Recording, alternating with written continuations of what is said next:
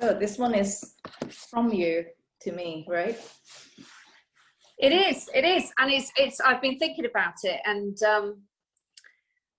the questions that were important to me, and I think actually, if I follow my journey, all those questions kind of come up because they came up. It was kind of like a layering process for me in terms of starting with base information, and my knowledge and my education was going further and further up as I've gone along this journey with you.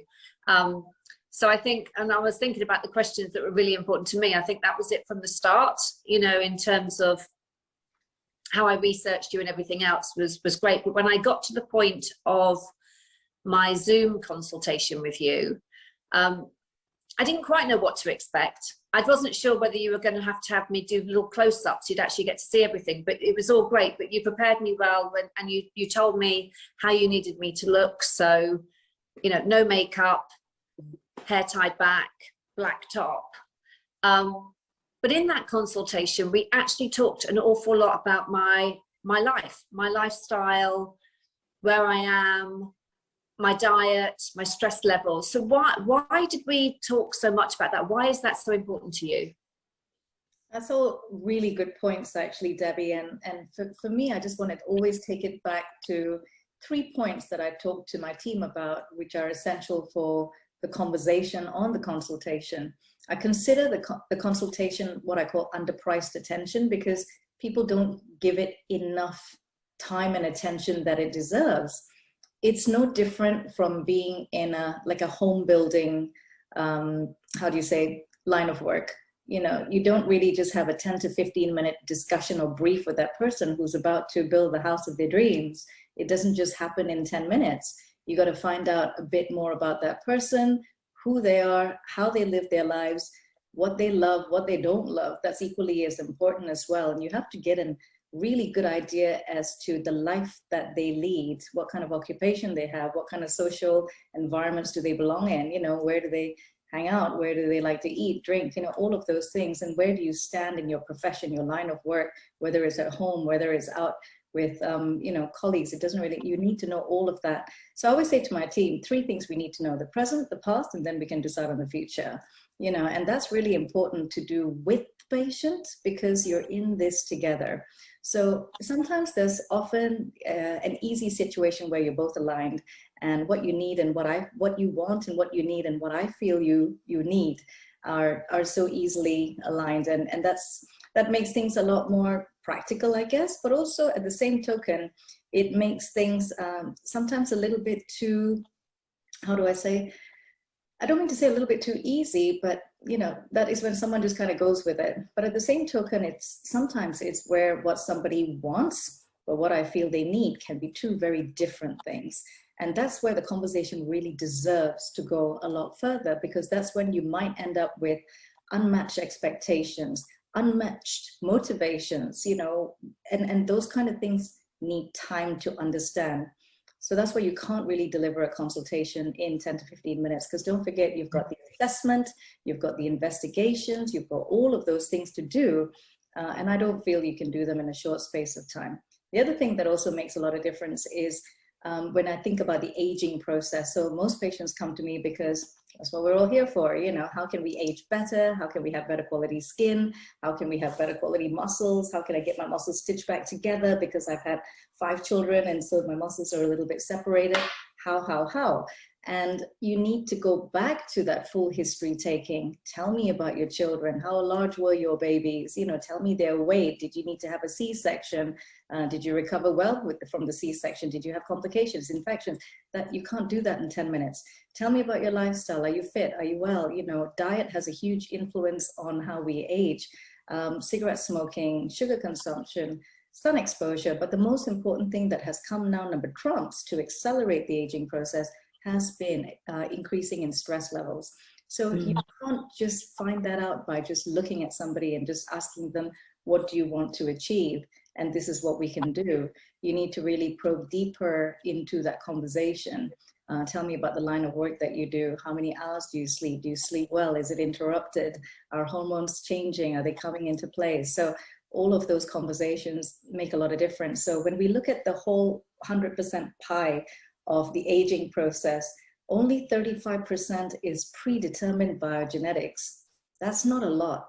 So if that piece of the pie is just 35%, the remainder 65% is determined by all the other lifestyle influences. So 65% of my conversation has to be about you.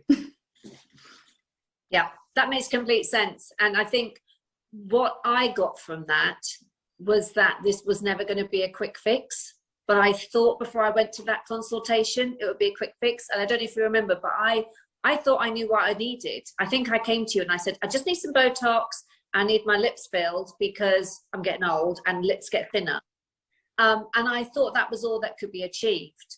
And then by the end of the consultation, we weren't even talking about my lips. We went from, yes, a bit of Botox, but then we were talking about up here. We were looking at fillers that, so rather than down here and here, we were looking up here. So can you take me through, because you explained it brilliantly to me as to what has actually happened to my menopausal 50-plus-year-old face and structure to get me to the jowls and the things that were really upsetting me?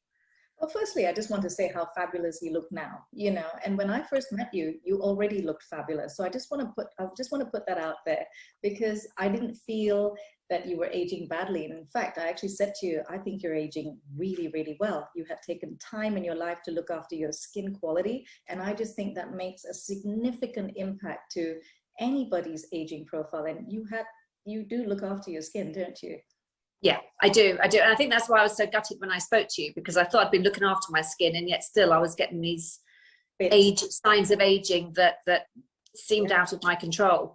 And you know what? It is completely out of your control, because that is just the natural wear and tear and the natural resorption that happens with our bony structure. And I know that you're probably thinking, you know, what is she talking about? Your bones are like your vertebrae and your spine, and that's why our grandmothers become smaller and shorter, because they just lose their height. But don't forget, we actually lose bone absolutely everywhere. So not just in our vertebrae that makes us shorter, we lose bone in our arms, so we tend to look smaller, but we also lose skeletal mass.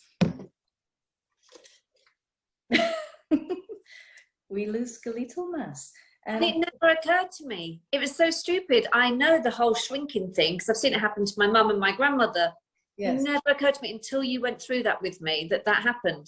So we do lose skeletal mass, and, you know, I apologize to anyone out there who's, you know, a little bit squeamish about this, but this is what we learn and study about in anatomy, and this is what we teach our colleagues about with every injection point that you make. Because as we age, we not only lose the soft tissue envelope, so that's your skin, which I'm pulling away from my skin right now, because this is what I mean by loss of elasticity, right? The loss of elasticity is like the looseness, the crepiness, you know, the sagginess, all of those things. So, you know, we need to work on the skin quality, which is what you've been doing with topicals really well, because when skin functions well, it performs better. And the function of skin with the collagen, elastin, hyaluronic acid, it's there to be thicker and plumper, which is the youthfulness, and then it's also meant to contract. So it gives you that tightening. And I know when we address skin quality, the envelope looks better and it starts performing and tightening. Next layer underneath is the facial fat pads. We've got superficial ones, and they kind of swing down and in when we age. So they give rise to things like this, okay? But then underneath that, we've got muscles. They also lose their tone a little bit because they're cushioned, but underneath that, we've got deep fat. Now, deep fat is pretty much stuck to the bone, okay? So it doesn't swing about when we lose weight, but it devolumizes inside out. So all of these layers need to be addressed whenever we're carrying out an injectable treatment, and so they have to be addressed in layers. But the key thing that we suddenly realized that, wow, you know, where did it suddenly just go clunk, as if it's like we've aged overnight? And we suddenly developed lateral lines down here that just can't be addressed with any more Botox. We've been chasing those lines for years, and all of a sudden it's like, hey, you know, I used to have Botox there, but your Botox doesn't work anymore. And it's because we suddenly start losing skeletal mass on this side and this side direction. So we call that supromedial and then infralateral. So as women, we age initially that way. So we start looking a bit sad or a little bit tired, you know, and everyone says to us, hey, how come you're suddenly looking so tired all the time? And it's like, I'm not, I'm actually really happy and I'm not tired. But we start aging and showing emotional attributes, even though we're not thinking it. Same again, when we go through menopausal changes, we start widening in the nasal area.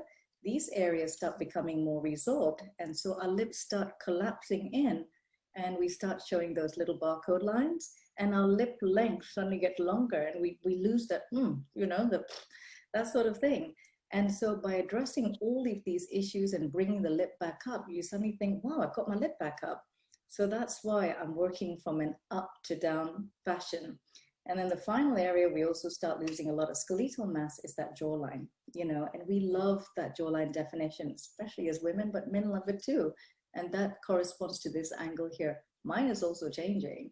You know, it's not as sharp and defined as it used to be. So a key area to inject is actually at the angle of the jawline and this area in the chin to here, because what you're essentially trying to do is you're trying to take the face that's collapsing in, and you're trying to widen it out and give it back its structure. Does that make sense? It does. It really makes sense. And it's for me, it made me feel that I could go along this path without feeling that I had done something wrong, or it was just a natural thing that was going to happen and I had no control over it. And this was the solution. So I think having that information was massively life-changing for me, and took us along the path that we went along. So can you also explain to me, because when we were talking about skin health and my lifestyle, before, again, I kind of in my head thought I'd just go in, have my Botox, and now my fillers in my face. And then you started talking to me about Hydrafacial, and before I could even go to that stage, I came in for that. Can you explain to me why that was so important for me? Okay, so that for me is basic skin preparation before I carry out my injectables. You are an incredibly hardworking lady, and you know, I know how much you love your work, you love what you do what you love, and so you're going to be throwing it all in. And I know that you love your family very much, and you spend a lot of attention to them as well.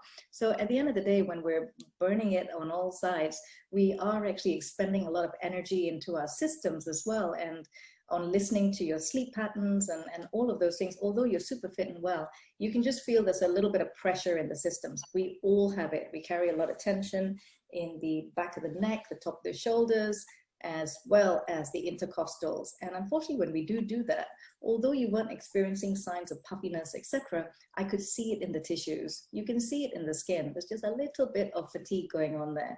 And so to optimize what you're already doing with your skin health, my basic preparation very oftenly involves following through with Zoom into my imaging suite. I'm pointing over there because my imaging suite is next door, as you know.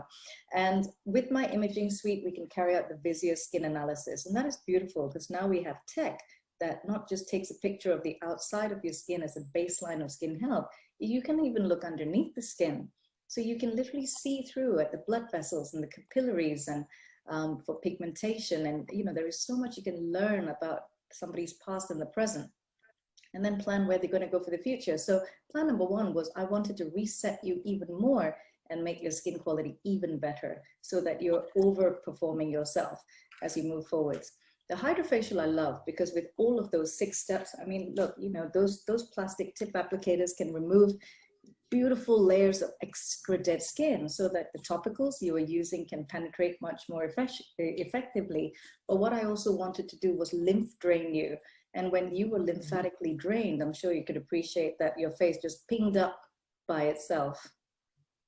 It was amazing. It was amazing, the difference. Lydia showed me the mirror afterwards, yeah, and I really didn't expect to see any difference. That's right. And it really showed me what a difference. And so that this isn't a one fix wonder, that there's all these different elements that come together. And that really showed it for me that time. That and when I saw the visual sort of the picture of what was going on deep down in my skin, because I'd focused so much on the topical. I hadn't really considered what was going underneath. And also, can you explain as well, because I thought that the skin that I had when I saw you, if we could stop it getting much worse, that would be great. But I never expected that we could get it better and so quickly. So how did you do that? How did I do that? Well, you know, you've done all the basic groundwork for me by looking after your skin, you know, yourself all these years. You clean your skin well. I knew what kind of topicals you're on. And I also knew that you were using sun protection every single day. Which I have to say is that one of the best anti-aging things that you can do, and the most positive aging as well. So you've already done all the steps. So I needed to be able to help you perform better. So with the imaging system, we were then able to see what else that we could optimize. So with that, I took you from your, I would say, slightly more advanced cosmeceutical grade formulations, which we were using at the time, which again were fantastic, but we flipped you into the more medical grade formulations that we have here in the clinic. And the concentration of these actives are very, very different because they're there to evoke a response. I don't like calling them reactions, but you're there to waken up on a slightly different level. And you know what? It doesn't really matter if sometimes things go a little bit too hyper responsive, because you have access to myself and my team to help you navigate through those challenges. And we all get better on the other side. So we stepped you up onto different cleansers, salicylic, glycolic acid, just to remove those extra layers, a topical vitamin C, which has a built-in anti-inflammatory, because I do feel that in this kind of way in which we live, we all are inflammaging. We have inflammation and this sustained amount of inflammation due to stress, sugar, sleep, homeschooling and working. I think we call it living at work nowadays, you know, living at work. So we're what I call inflammaging. So these kind of topicals, you know, just stepping you up, the right hyaluronic acid. You know, I've got one of my hyaluronic acids right here because they absorb more, you know, 1,000 times more water than anything else. So we've got injectable hydrators now that can also do that. We can do that with these sort of injections. We can do that with Juvederm. We can do it with something else called Profilo.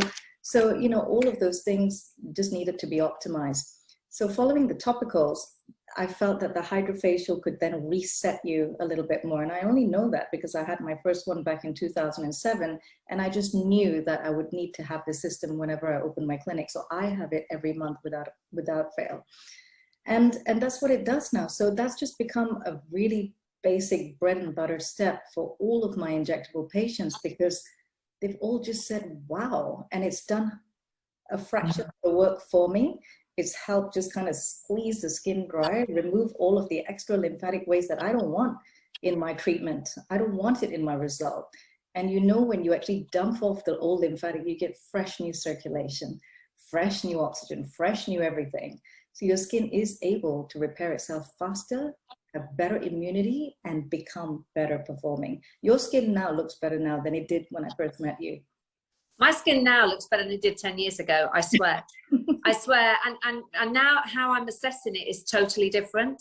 So my assessment before would be wrinkles, you know, the things you did, the lifting the structure, that would be, now my assessment is that, but it's the quality of my skin. It's, yeah. And I know it feels softer, it looks softer. My aim is not to wear makeup every day, and that has not happened since I was 18.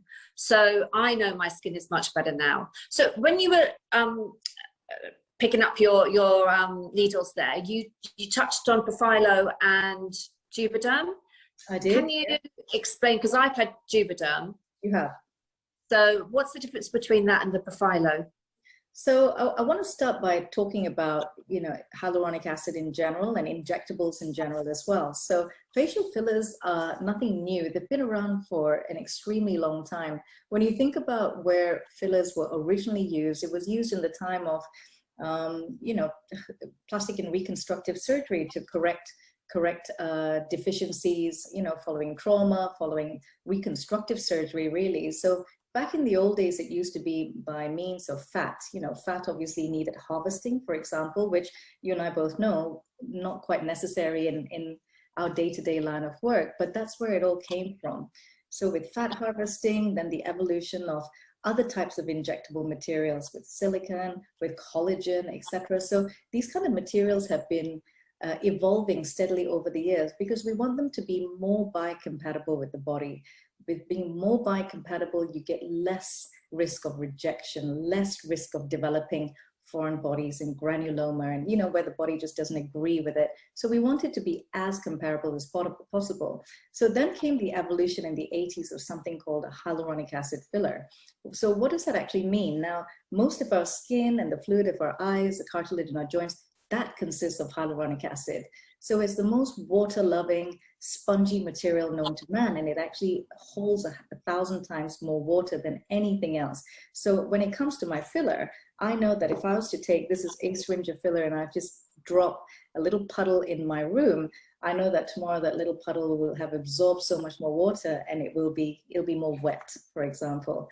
So that's where these modern day fillers have come from. So now we have, I would say, 6 licensed, approved, scientifically graded types of filler, of which Juvederm, Restylane, Teosil, Belotero, you know, they're really core part of them. So it doesn't really matter which one you choose. I think as long as you do your research, find your practitioner, and get an idea how skilled they are with that material, with their product, how long they've been using it for, have an idea of their before and afters, you know, have a look at their work, even if they've got a few, but I think it gives you a good objective idea of the quality of work, and does it resonate well with you? I do believe that we're all designed for a type of patient, and you know, I think that's what is so beautiful about having a choice. But when it comes to this type of filler, I'll just give you an example. So this is something called Juvederm Vola. So in the Juvederm range, you've got 5 different types of filler. And this is something called Volux. It was actually launched 2 Aprils ago. So it's fairly new in the types of fillers that we have. And they come like this. They come in these packets, okay? You get a couple in a box, and that's what every syringe looks like. So the nice thing is it's super sterile inside. So we will unwrap this per patient. So we'll open this up, and I'm going to save this for my patients when they come back. And then each one of this will have 2 syringes, 2 needles rather, not 2. And what we do is we take the needle, we open it, we plug it on, and then that's what we inject with our patient treatments. So that's something called Juvederm Vola. So we use Volux because it's the highest density in areas like the jawline and the chin. It's almost like an injectable implant. It's very robust. It's got the highest amount of hyaluronic acid, and is what we call cross-linked. So what it means is it's almost like best friends. They stick together really tight, so it ain't gonna go anywhere. So if you want that kind of sharp, crisp jawline, I did use that on you, on your jawline, and it just kind of goes boom, boom, boom, boom, and it just kind of leaves it there underneath the muscle. Great for the chin, great just to give you that sharpness back, fantastic for the guys. So, and it just goes from there really. So you've got something called Juvederm Volux, next in line, Juvederm Voluma. I mean, this has been around for well over 10 years. I have used thousands of this, thousands. I think when I mean, as you know, I stalked you a bit before I came to see you because I was doing loads of research. And I think one of the things I saw you doing a presentation, or you were in a Q&A, and when you really talked about the fact that this was all based on hyaluronic acid, I was like, oh my God, because hyaluronic acid is so well used within my skincare regime. For me, it was like, oh, I'm just putting the same thing, but a bit deeper. You know, it wasn't like an awful foreign body to me. And I think here, again, you know, I don't feel like I've got anything in my face. No. And it was an education to me. And maybe you can talk about the fact that, again, there was different needles, different volumes used for different areas of the face to get the result you need. It wasn't like Botox where you use it and it goes. This was a real science behind it. There is a science behind it, and that's why, you know, if I go back to the different types of hyaluronics, you know, they're not here just to be pretty and color-coded. Each one of them has a very precise place in which they need to be placed. So something like the Juvederm Volux, which is on my extreme right that we talked about for the chin and jawline, that's where it's meant to go. If you're not trained properly as a practitioner and you don't understand the pharmacokinetics behind that particular product, you'll put it in the lip and you're going to end up with a really big problem, like lip necrosis and problems with the vasculature. The next one in, something like the Juvederm Voluma, which I use a lot of. Now that is super versatile, and you know, I would always use that in the temple. That will just be the anchor point. Can you see my temple just slimming a little bit? And that will just bolster and anchor you know, the eyebrow up, and all that will interconnect with everything else. We can use it on the cheekbone, the angle of the cheek here. We can use it underneath the cheek to give projection. We can use it in the nasolabial fold. We can use it in the other chin and jawline areas. However, when they launched the Juvederm Volux, that is much more precise. Next, underneath that, Juvederm Vola. So Juvederm Vola, again, lesser concentration of hyaluronic acid, so lesser cohesivity. So it's going to burn out a little bit faster. So we need to use it in lighter areas. Lovely for sharpening off the definition in the lip. Beautiful for the lip for someone who wants a little bit more something.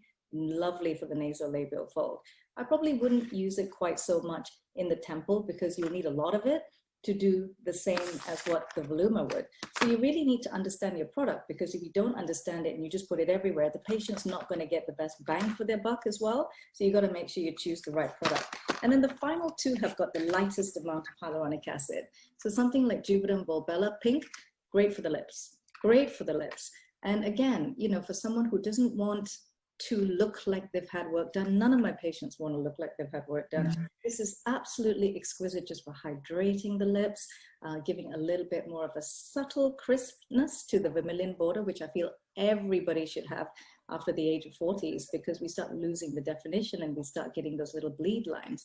So, you know, something like that is really beautiful. And even more now, I've started to use more of the absolute lightest filler that they've created called Juvederm Vola.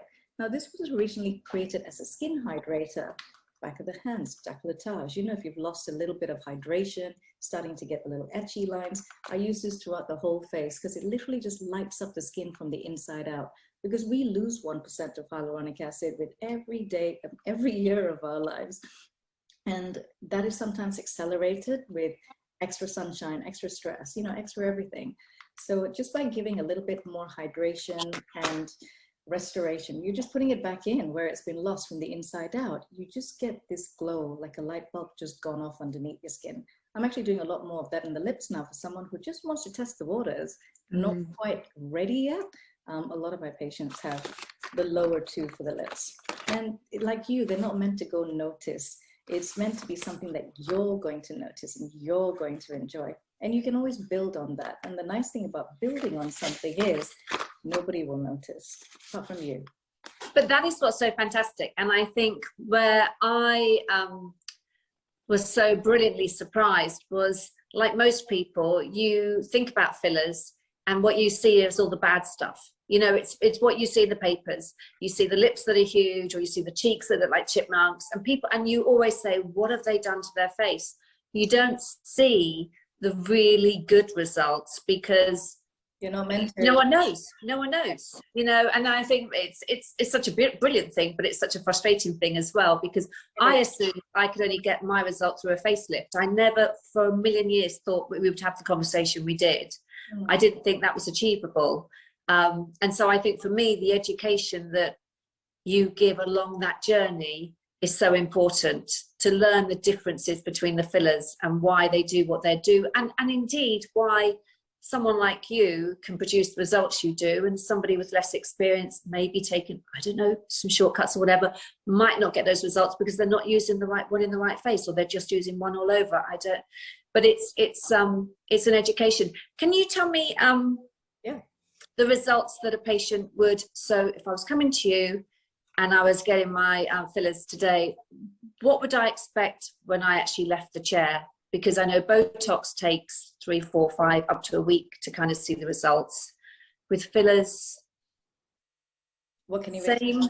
Absolutely. I mean, these are all fantastic questions, because every patient would ask me that. What can I expect, you know, on the day of the treatment? Well, you know, to be fair, on the day of the treatment, I want you to come in. I want you to be comfortable. I want you to have had that opportunity to enjoy the experience as well. This is about you. This is for you.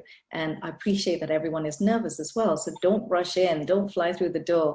You want to come in cool, calm, collected, and you also want to be stress-free, you know. So that way we have an opportunity to get you to have your consent forms done properly, put some topical anesthesia. And I like topical anesthesia. It just calms the patient down a little bit more and gives them time, because, you know, I will say that a lot of patients don't need the topical anesthesia because the needles that come with this are super fine, and the needle technology has evolved so much over the years as well. So, you know, in terms of actually having the procedure, I hope you felt your procedure was extremely comfortable here in the practice.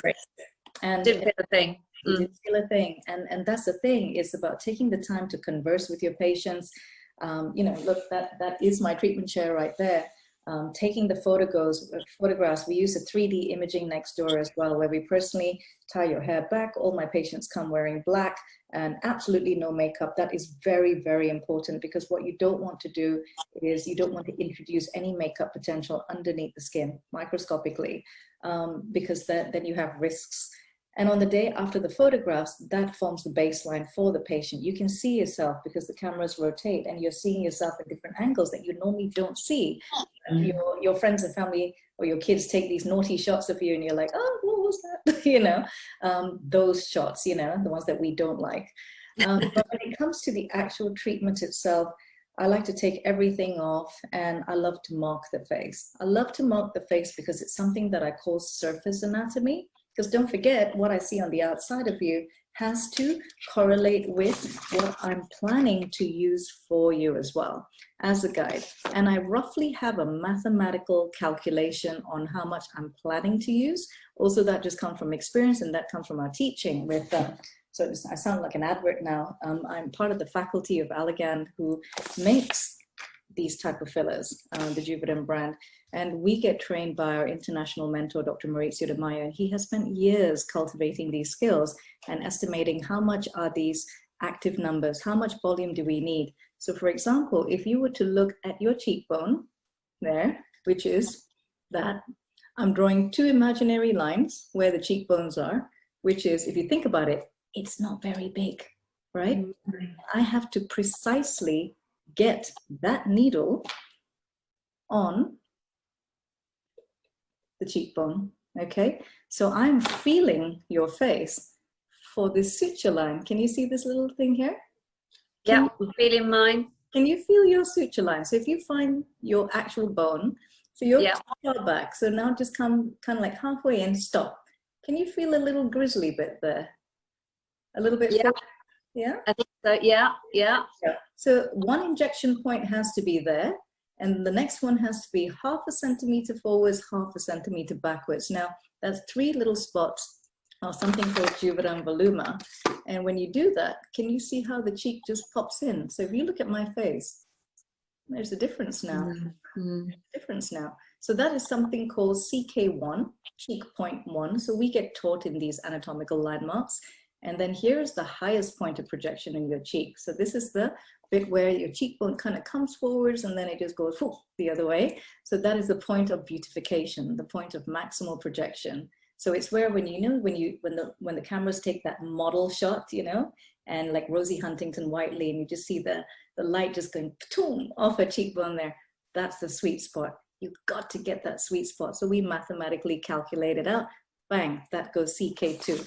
And I tend to use 0.2 of that one. And that's what I call the money shot, because you just see that and the eyes come up and like, you just kind of go like, oh my gosh, what just happened? And you know, so these are my 2 happiest spots.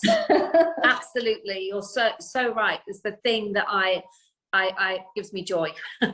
It's the joy spot, you know, and we all lose these joy spots naturally. They're just supernatural.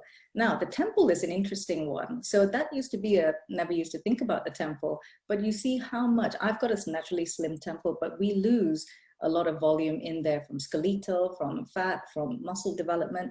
So if you think about that being the whole temple, look at that. It's like I call it the dark hole. That's a bit harsh. It's like a dark hole. So you need a lot of volume.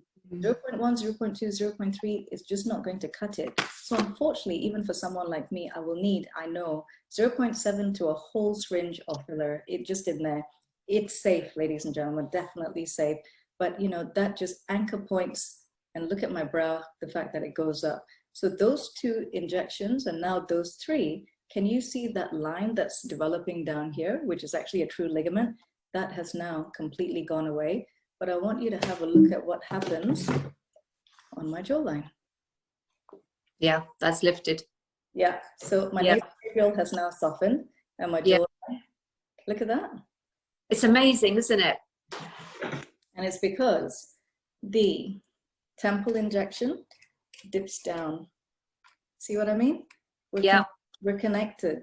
So it's not that we're putting filler here for it to leak down. That's not it. But what we're doing is we're creating impact here that is going to pull areas here called the SMAS, superficial muscular aponeurotic system. So you do get a better jawline contour. You do get all of that restored again. So when everybody says, just put it there, and just put it there, and you know, I've got my jowls here, can you just fill in this bit? If you fill in this bit, it's just not going to look right. You'll just get that Homer Simpson hamster type effect. Whereas what you need to do is actually have that conversation and influence the upper third. It's amazing. It makes so much sense when you have it explained to you. But I tell you what it does do, it really does highlight once more that, you know, you need to do your research to find someone who's got that skill to do it, because it's a science, but it's also the aesthetic side that, you know, you can see what's needed to make.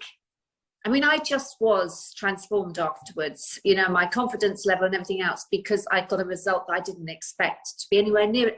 I got a result that I didn't even hope for. But that's because you've got that skill, and you also looked at my face and you saw what my face should be. So my face isn't any different. It's just the best possible version it could be. And it probably is, you know, how it was a long time ago. But I think that's what's enlightening for me, was just the whole, I went into this thinking, you know, Botox and my lips. And now I understand how all of this fits together, what's required. So tell me, I saw you for this in September. So is this something that's probably on an annual thing for the fillers, or does it just depend on how I look after my skin, or just my natural genetics?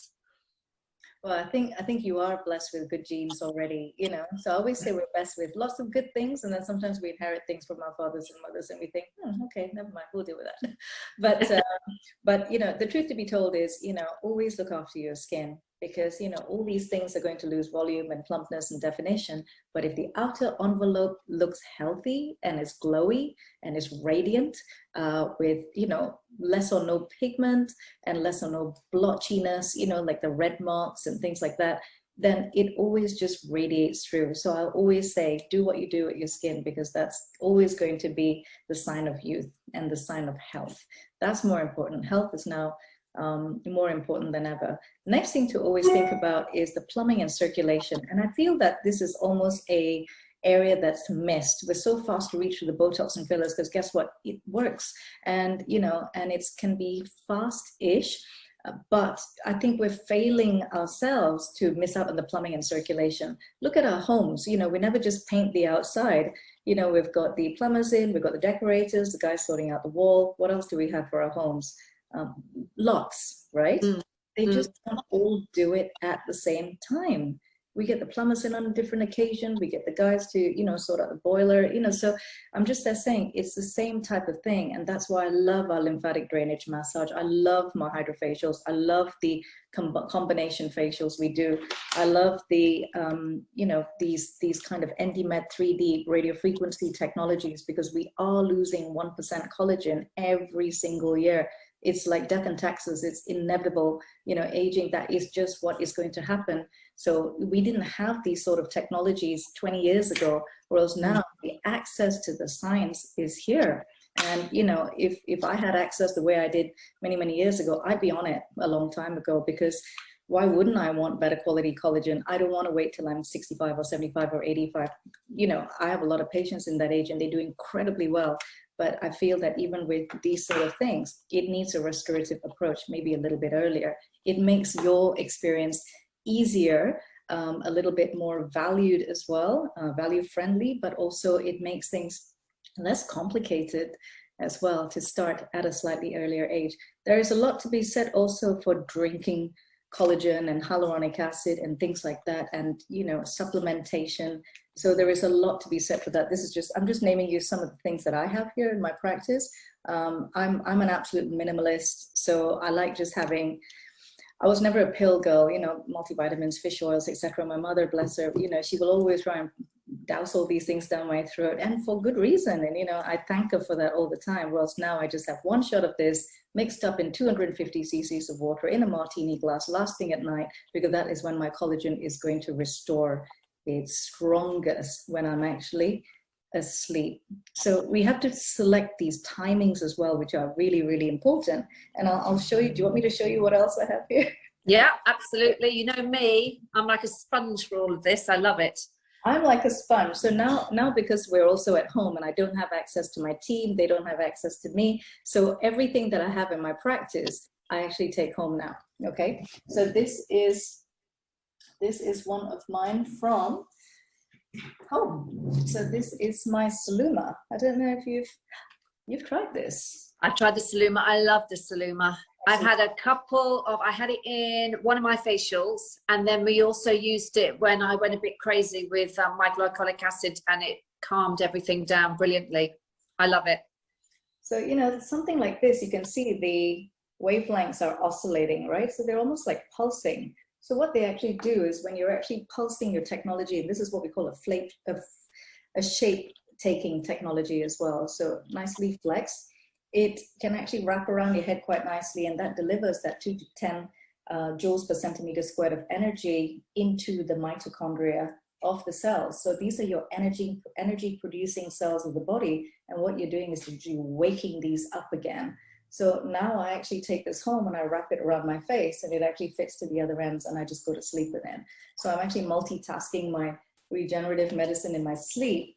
So, and it also helps me go to sleep because you don't have to wear goggles with these ones, because it's what we call a low level light therapy.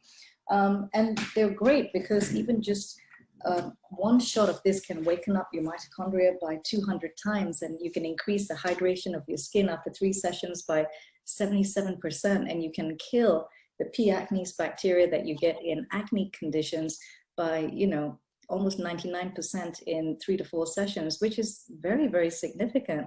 So, you know, I bring these into my practice because they blend beautifully with all of these treatments that I do for skin rejuvenation. So I actually feel nowadays all these things are going to become much more inclusive, much more integrated, and our patients are generally going to age much better, much better.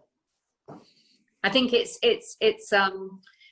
it's amazing the advancements that there are, and I think once you know that there is no one thing that's going to do everything, if you want to age the way you want to age, you've got to look at all these different things because it's there. So why wouldn't you use it? Why wouldn't you use the information and get the best you possibly can from it? I mean, I think about my fillers and I think, well, what was to be the point in spending the money and the investment and everything else if I'm not then going to look after my skin? Because the scaffolding may look great, but then, as you said, you know, makeup will sit horribly on it and everything else, and that's what people will look at. So it's the whole thing. And I love the fact that we've got that information now, and I love the fact that's what you provide, you know, at S-Thetics, that, you know, it is the whole thing. You know, my journey hasn't been long. It's only been, what, 6 months, but I've learned so much in that time that I'm just going to use going forward all the time. So it's just been wonderful. I actually didn't answer your question. I went about it a long way. You asked me how long till you reset again with fillers. And oh yes, to be fair, these materials, something like the Juvederm Vola that I used in your chin and jawline, that will last about 18 to 24 months if you actually look at it microscopically. Something like the Voluma, again, 12 to 24 months and so forth. Something like the lips and the Volite for the nasolabials, up to about 1 to 1.5 years. So these materials have got really good longevity. Obviously, if you're a trombone player, you're going to burn through your lip product. And if you're, you know, a comedian, you might burn through something else. I find my runners and athletes burn through most things a lot quicker. They burn through their toxins, they burn through their fillers, and that's for the marathon runners, long distance, whether it's cyclists or runners. And it's just because the basal metabolic rate's much higher. So when I audit my practice, most of my patients I tend to see maybe every 9 months, not to maybe have the full thing done again. We just see what requires to be done, and we might go temple, lateral cheek, top of the cheek, jawline, bang. You know, that is it. Seems like a lot, but the volumes are actually very little. So it's essentially what we're doing is we're placing them under muscles of facial elevation. So everything has an origin and insertion to the corner of the lip. I really focus on those injections because for us girls, when the lip corner go down, it's like no good. So, you know, these are what we call myomodulation injections. So 9 months tends to be my average, but I have to say, with this sort of combination approach, with everything that I've told you about, the hydrofacials, lymphatic drainage, the Voluma, you know, drip fed in, a little bit of collagen stimulation, my patients are now actually only seeing me maybe once a year.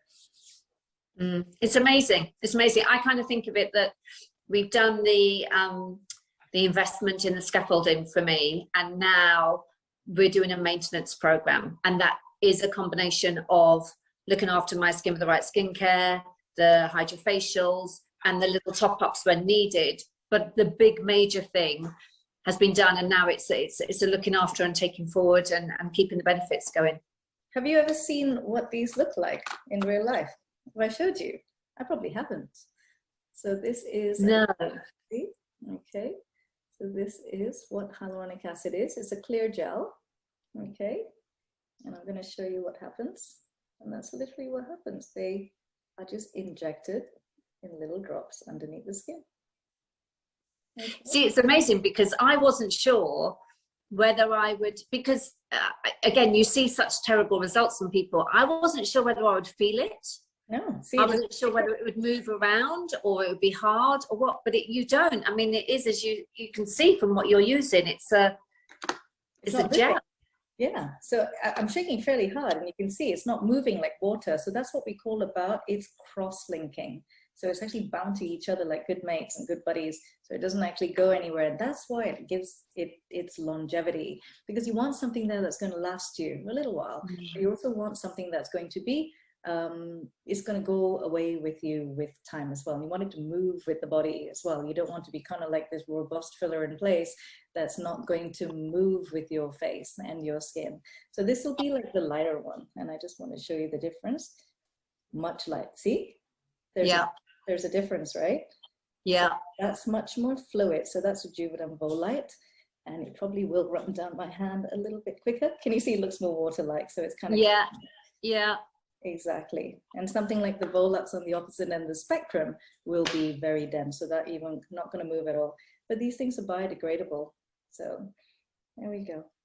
It's just, I think the whole thing is just fascinating how when it goes into the skin, it's in you've put it in the right place. I know you kind of manipulate a little bit to make sure it's in the right thing, but you don't feel any heaviness. There's no kind of, you don't feel like someone's put something in your face and you've got this kind of weight, or as you said, you can't move, you've got no expression.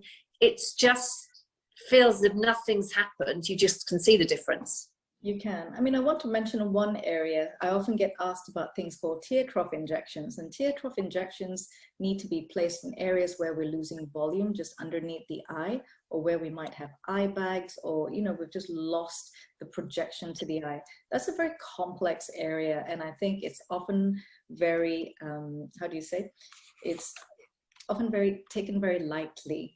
And more often than not, I see men and women who have had problems having tear trough fillers just done too quickly without addressing the skin preparation beforehand. If you are puffy, if you're baggy, if you have fluid retention, etc., it's really important that we get that fluid out of there first, fluid that doesn't need to be there, using things like the lymphatic drainage and the Hydrafacial. Because don't forget, if we are using a water-loving ingredient to restore the definition back in, that water-loving ingredient is going to bind with the excess water that's already there. That's when you have problems. That's when you have the undesirable swelling that's difficult to remedy and go away because you didn't address the problem in the first place, which is more reason for me why I like to skin prep a patient with the lymphatics, with all of those things.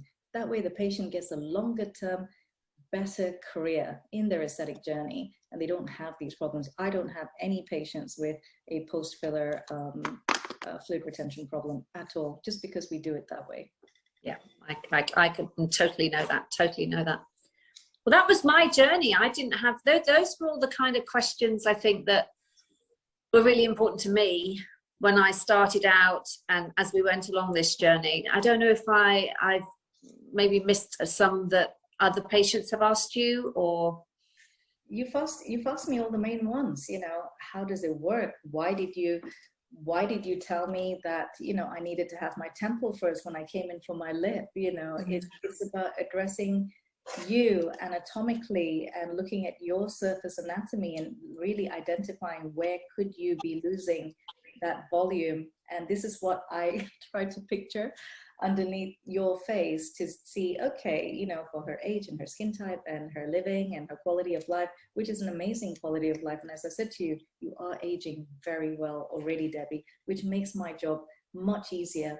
I find it easier to treat someone who has already got good basics, good volume, looking after their skin, interestingly, it's actually more challenging to treat a smaller face like mine. You know, you need more volume, you need more lift. Yeah, so I always say, don't leave it too long. And you don't have to have it all at once. And I think that's a key thing. I call it a staged approach. So never feel that you have to have everything at one go, because sometimes it's worth actually just saying, okay, I'll have it done in 2 stages so that you get comfortable within that journey and take it from there. But no, you've covered everything. I think what I would like to know is, I would like to ask you a question.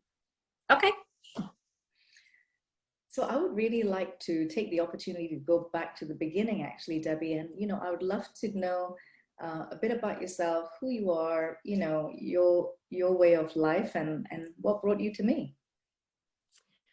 Okay, yes. Well, I'm 53. I'm a mum of 2 girls, 11 and nearly 13. I have my own business. I separated from my husband 10 years ago, so kind of single mum.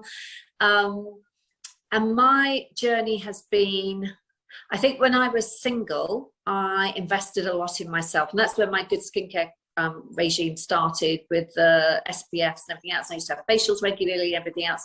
And I had Botox in my 30s. And back then it was very much the more that, you know, I mean, I had it all up here, you know, I had no expressions, I had no lines, and I loved it. And then I got pregnant when I was 39, and I was told I couldn't have Botox, and I was devastated, and I thought it was the end of the world, and it would be the first thing I would have when I had my baby, would be some Botox. And obviously that never happened. All you are as a mum, and that takes over. And that did take over my life. You know, I had 2 children in my 40s.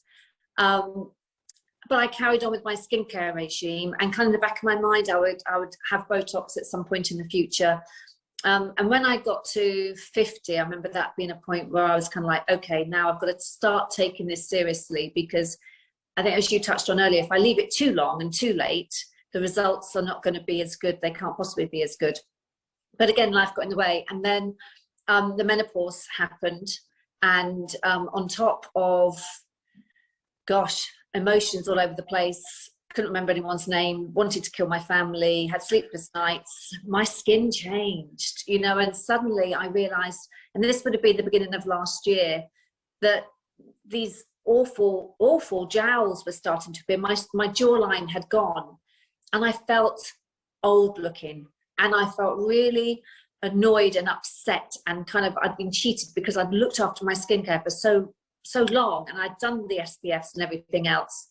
And I think that's where I was kind of like, I don't know what to do now, because the Botox I can understand for kind of up here, but all this bit, I literally thought that if I wanted all of that to go, I would need a facelift. So I did all my sort of research, which is why when I came to you, I was thinking, well, lips always thin when you get older, and I've always had relatively thin lips anyway. I've got Irish heritage.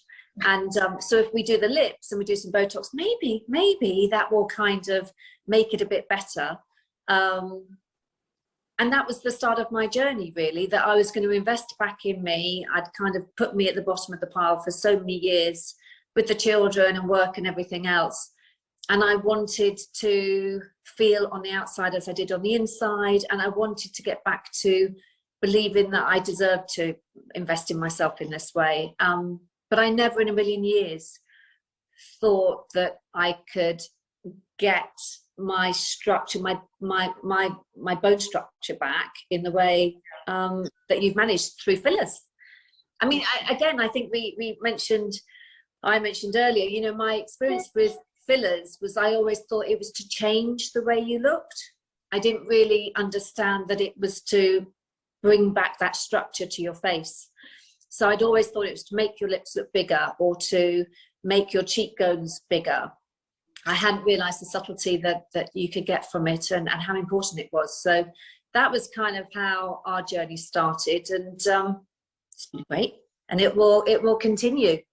I really feel I found someone in you who just gets me and understands me, and I totally trust whatever you say needs to be done and when it needs to be done.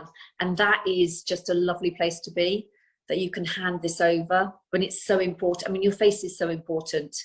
You know, there's other stuff you can hide, you know, with clothes and everything else, but your face everybody sees. And it's a confidence thing with my work, you know, who I meet, clients, friends, but it's a confidence thing. It always has been with me. So I am loving the fact that I am in a very, very happy place with you. Thank you. That's an awfully kind thing to say. Much appreciated. That comes from the heart. Honor is all mine. You know, I think it's a real honor to be part of any patient's journey and every patient's journey, because likewise, I'm trusting you also to be responsible with the materials and all of these things. So I appreciate everything that you say about your journey. And I think it's just been a huge help as well to share your experience with everybody else out there. I'm sure they really appreciate it too, Debbie. But okay, trick question for you is that if you had to call a facial filler something else, because you said you didn't expect a facial filler to give you your bone structure back, what would you call a facial filler? Super curious. Oh, see, for me, it would have to have something in it that represented structure and it's not a good word, but almost something that represented the scaffolding effect, because that's what I feel it does. I think when I think filler, I think it's making something bigger. Yes. Whereas I think this doesn't. This gives you structure, and so there's probably a really nice word that you can use instead of that. But I think that's what it needs to somehow represent. That it has a different purpose than the one that we've all assumed it has. Absolutely. And from my perspective as well, because obviously you went with my approach, which has a lot of trust and a lot of faith, and I really, really respect that. How would you advise a new patient coming to us or going out there in search of the answer, whatever the answer may be, to open their minds from that, you know, lip or the this, and to open their minds to the bigger picture? Because it is going to end up to be not just the one syringe or the half syringe. It is going to be a different journey. What advice would you give them? I think two things that were really important to me. One was before and afters. Okay. Because I think you need to see the results that are achieved. And I think for me, actually, with yours, there wasn't that many before, so there was lots of afters. There was lots of conversations that I found when I was doing my research with patients who were talking about whether they'd had fillers or they'd had Botox. And everyone I looked at, I never would have guessed. And that was really important to me, because that told me your kind of trademark, that they just looked fantastic. But there wasn't one that I thought, oh yes, I can see you've had your lips done, or I can see this, or I can see that. They just look so I think in terms of understanding, and you touched on earlier, what you want to achieve, because there are people who want to change completely how they look, and there will be people who are good for that. But for this, I think to have that before and after. And I think the other thing is to have an understanding of why the treatments are being suggested. So I think when someone says, no, Debbie, you don't need filler in your lips, this is what we need, I got to that faith in you because you explained it all to me, and you had the skull, and everything then made sense. But if you just said to me, you don't want this, you want this, trust me, let's go with it, I wouldn't have got to that place. Yeah. So I think it's building up that trust. And for me, I think I mentioned earlier, it's layers. It was layers of the thing for me that got me to that place with you. First, doing my research with Alice Hart-Davis, who I thought was well respected, whittled down that there were maybe 4 practitioners who were near me that seemed to do what I wanted. And then from that, I whittled down on Googles, on searches, your background, your credentials, the fact that, you know, you'd been recommended by Tatler as their top 5. And Tatler, for me, as a consumer, is a magazine that I trust as opposed to some other ones.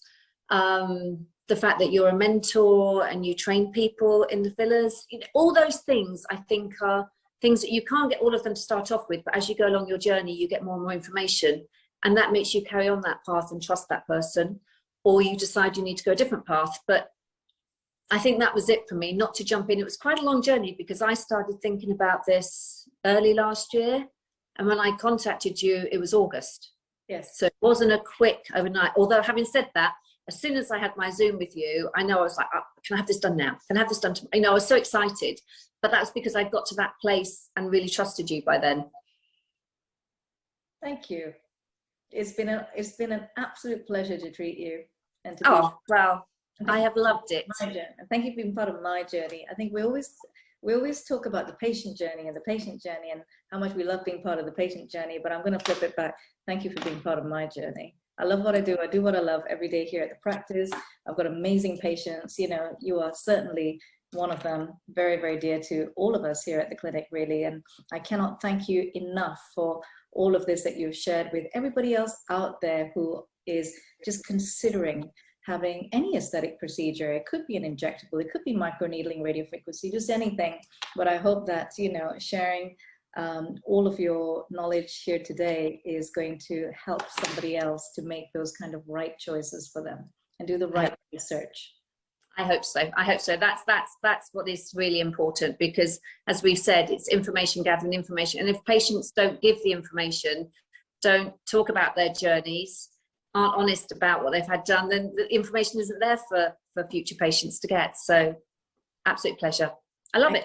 Love you guys. And I can't wait until I can come back. We cannot wait to get you back, honestly. So, you know, leave it with me. I will certainly be in touch as soon as we have our door open day set in the diary as well. But for now, we are temporarily closed. We are here 6 days a week for calls and answering anything. But yes, I look forward to welcoming you back, Debbie. Thank you again. Absolute pleasure. Thank you very much. Take care. Take care. Bye-bye. Bye, Bye. Debbie.